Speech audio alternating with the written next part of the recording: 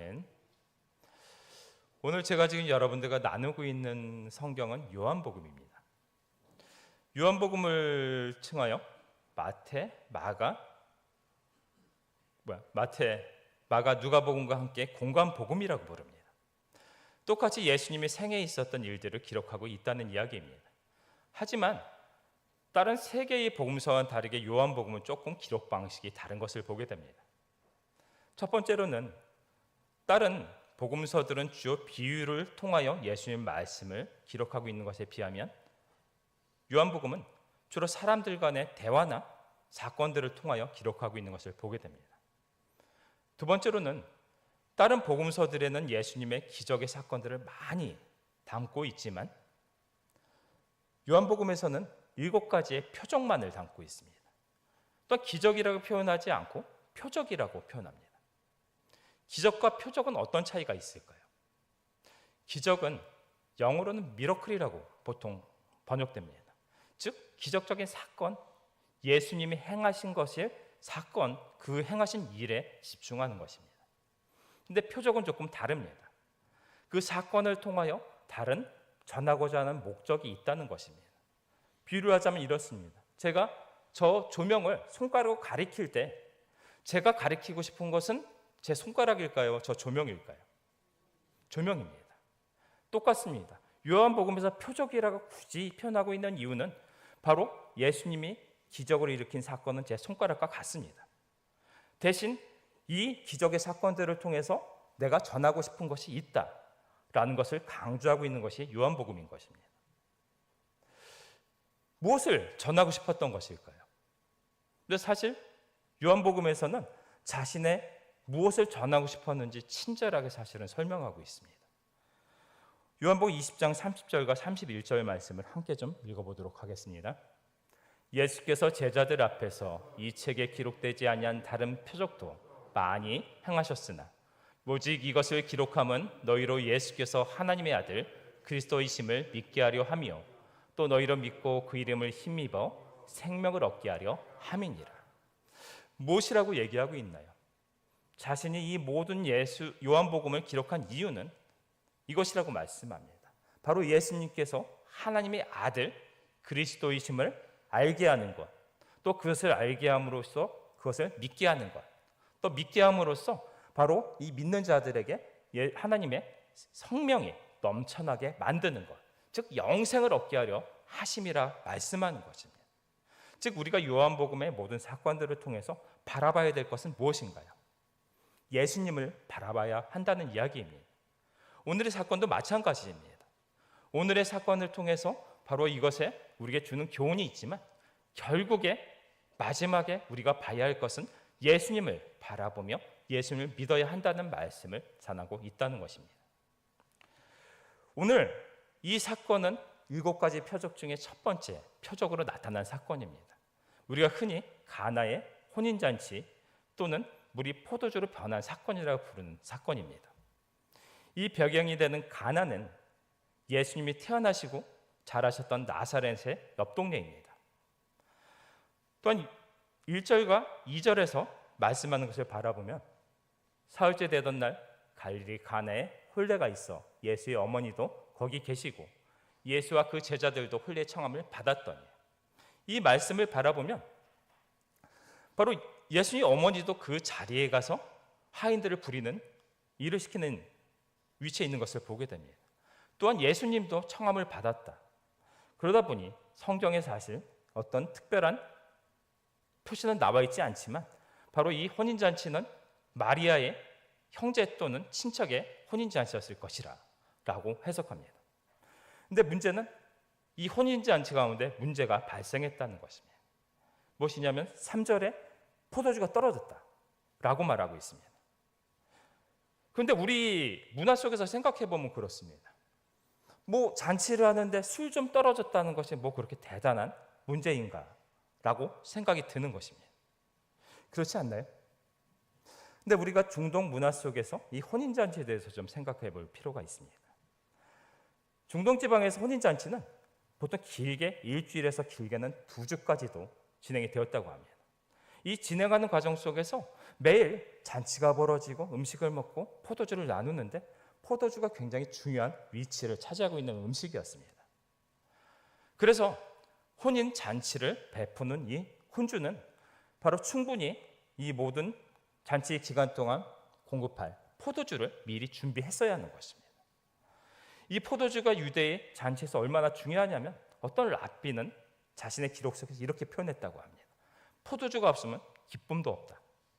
즉 잔치 자리 속에서 포도주가 없다는 것은 그들의 잔치 가운데 가장 중요한 것에 빠졌다라는 의미를 주는 것입니다. 특히 중동의 문화가 그렇습니다. 손님이 왔을 때 손님을 잘 대접하는 것은 그들의 의무적인 것입니다. 만일 그들이 만족스럽게 그 손님을 접대하지 못한다는 것은 그들의 삶에 있어서 수치스러운 일입니다. 오늘 그런 일이 발생하게 된 것입니다. 혼인잔치에 사람들을 불러놓고 잔치가 진행되고 있는데 포도주가 떨어졌습니다.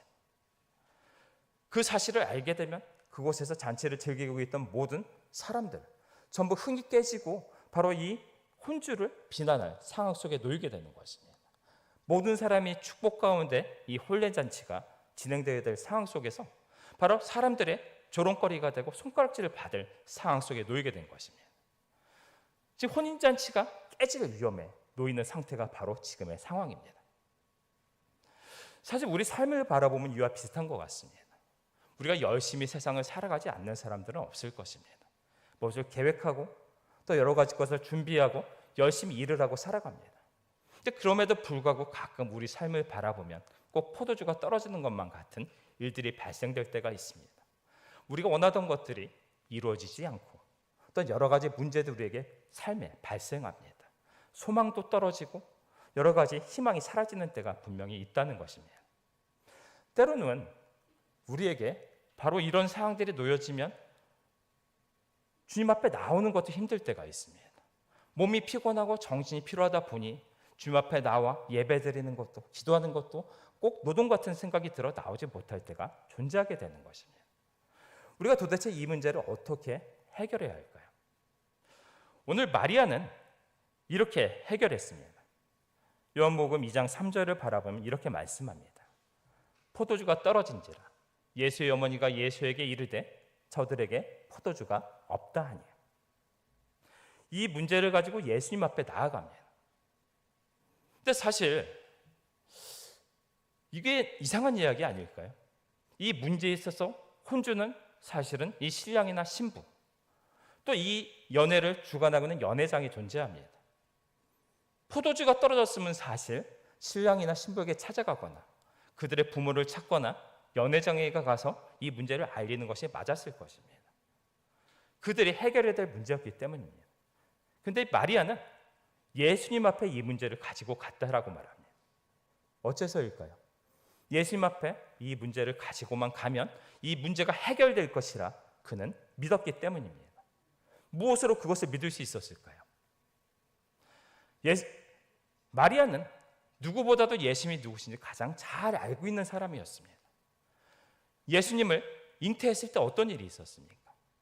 천사가 나타나 너희가 잉태하게 될 것인데 바로 그 아이는 하나님의 아들이다. 온 세상을 구원할 구세주라. 그 이야기를 고지받았습니다. 또한 예수님이 태어날 때 어떤 일이 있었습니까? 하늘에선 천사들이 나타나 바로 이 땅에 왕이 태어나셨음을 경배했습니다.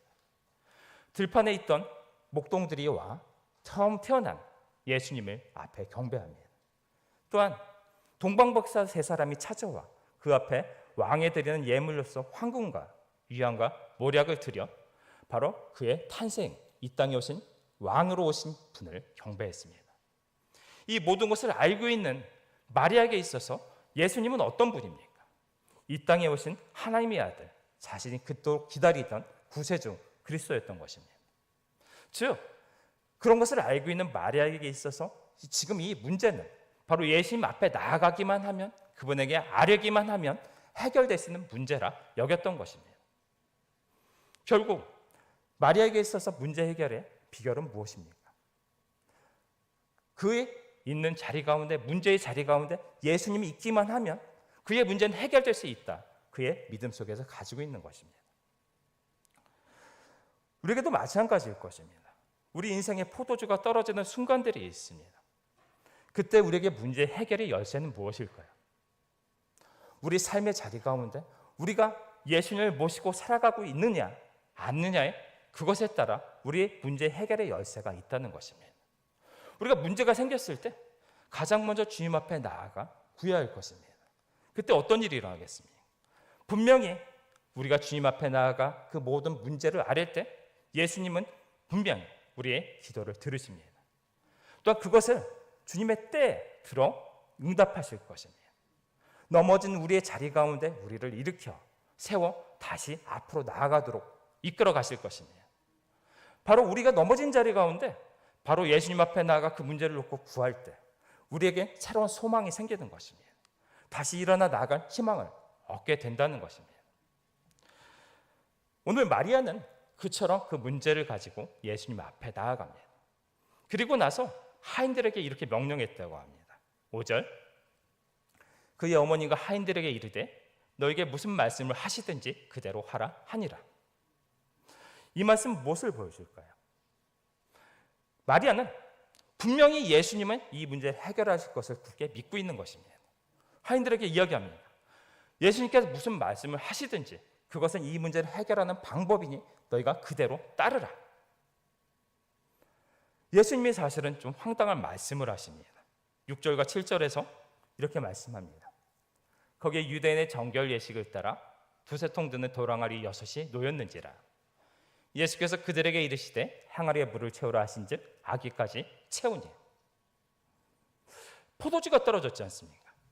근데 예수님의 해법은 정결 예식에 쓰는 돌 항아리에 물을 채우라는 것입니다. 그것도 상당한 양입니다. 이 돌 항아리가 지금 현재 양으로 약 75리터 정도 된다고 합니다.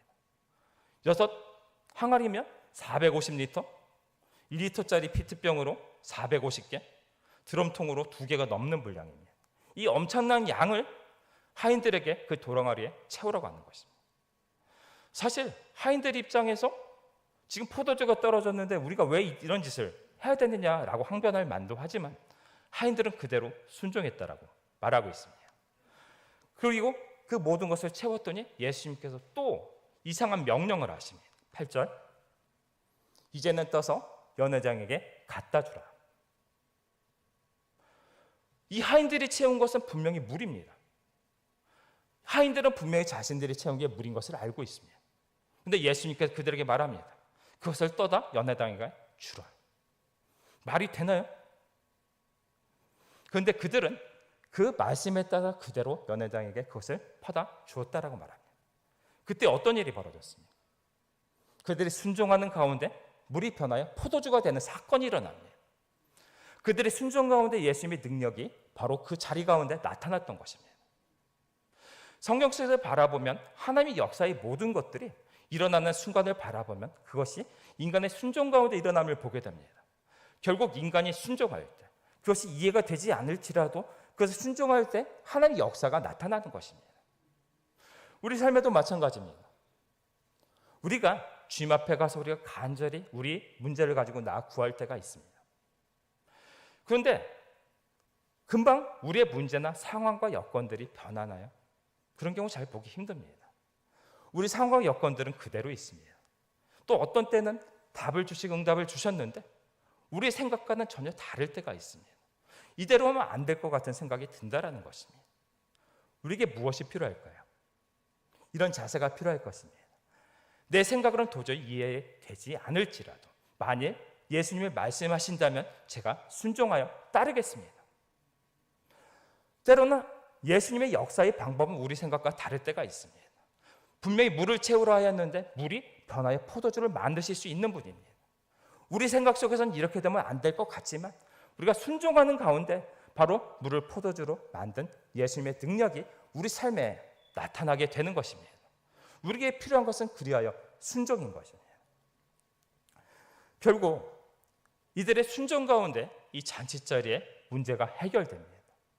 포도주가 생겼고 이 포도주, 엄청난 포도주로 인하여 이제 이 잔치자리 속에서 이 질들의 즐거움은 끊어지지 아니하고 끝까지 잘 치르게 될 것입니다. 모든 사람이 행복한 이 잔치의 자리는 떨어지지 않을 것이기 때문입니다. 근데 만일 여기서 이 이야기를 맞춰버린다면 사실 아까 처음 나눴던 요한복음의 이야기에서 기적에서 멈추는 것에 그치고 말 것입니다. 아까 요한복음의 기록 목적이 무엇이라고 말씀드렸나요? 바로 이 사건들을 통해서 예수님이 그리스도이심을 알게 하고 믿게 하여 바로 그들의 생명을 얻는 영생을 얻게 하려 함이라 라고 말씀합니다. 오늘 이 사건을 바라보면 이 포도주의 은혜를 경험하게 된 세 가지 종류의 사람들이 존재합니다.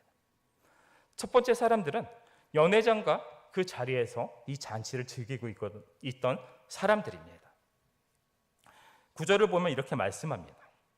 연회장은 물로 된 포도주를 맛보고도 어디서 났는지 알지 못하되 물떠온 하인들을 알더라.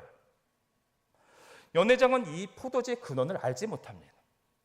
이것을 맛보았는데 지금까지 자기가 먹어왔던 그 포도주보다 극상품의 포도주였습니다. 그리하여 신랑을 불러 말합니다.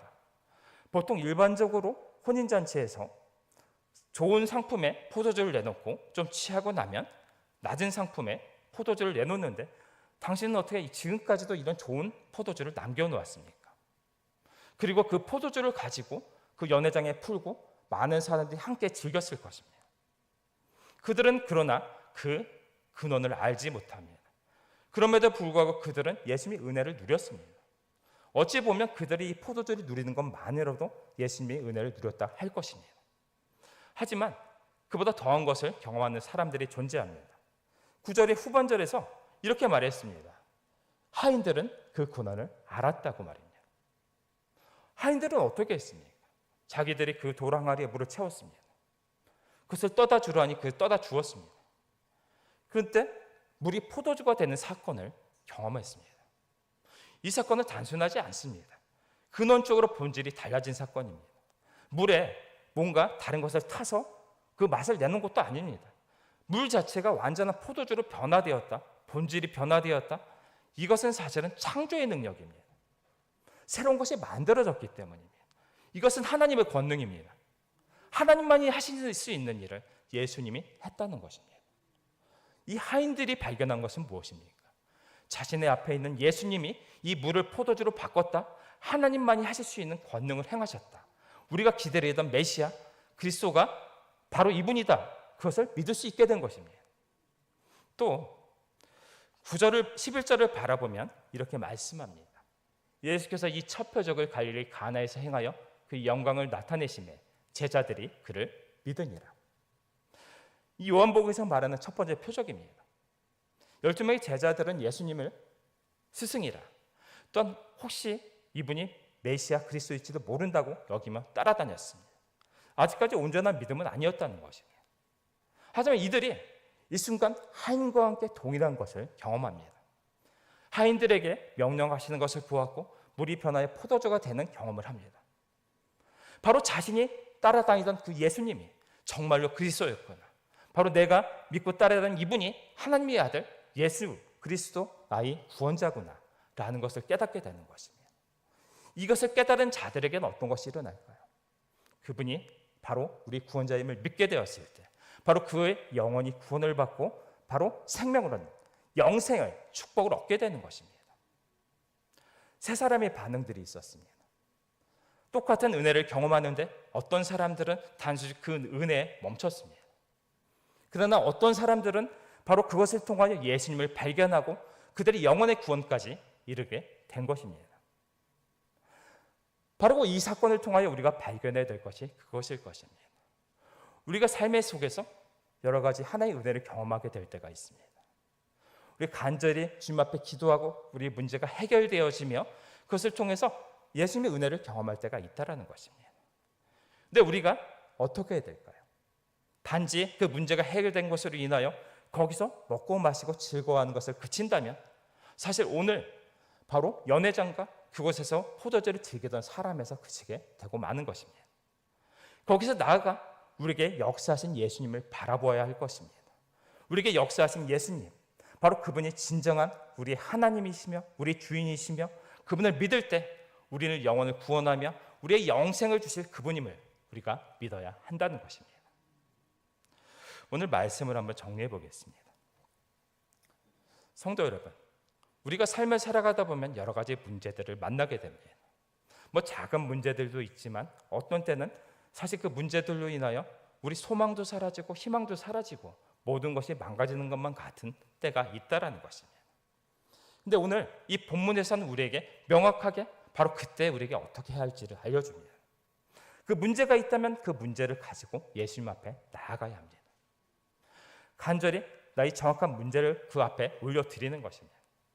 또한 예수님이 말씀하셨다면 사실은 이해가 되지 않을지라도 순종하며 따라가야 하는 것입니다.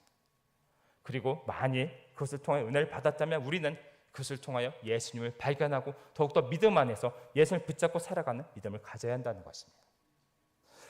우리는 오늘 이렇게 결단해야 할 것 같습니다. 우리가 문제 앞에 좌절하거나 쓰러지지 아니하고 그 시간 바로 주님 앞에 나아가 이 모든 문제를 갖고 주님 앞에 아뢰겠습니다.